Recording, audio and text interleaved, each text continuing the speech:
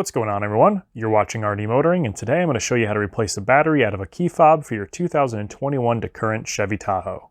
This key fob is also very similar to the Chevy Suburban, as well as the GMC Yukon and Yukon XL.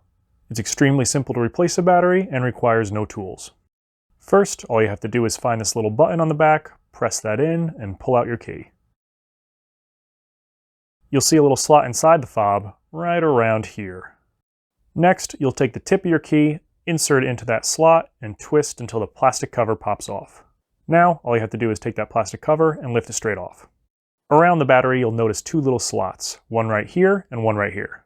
Again, you're going to take the tip of your key, insert it into one of these slots, and slowly pry upwards as the battery pops out. And there you go. That's how to remove the battery. To put a new battery in, make sure it's the same CR2450 and that it's oriented in the correct way.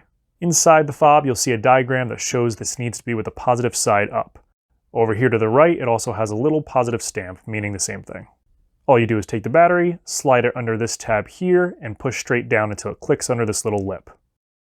Take the cover, line up these three tabs with these three holes, put it on, and push it until it clicks and there's no gaps.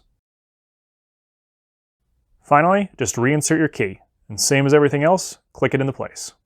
And there you have it. That's how to replace the key fob battery in your 2021 to current Chevy Tahoe. Again, this also works for the Chevy Suburban, as well as the GMC Yukon and Yukon XL. Take care, everyone.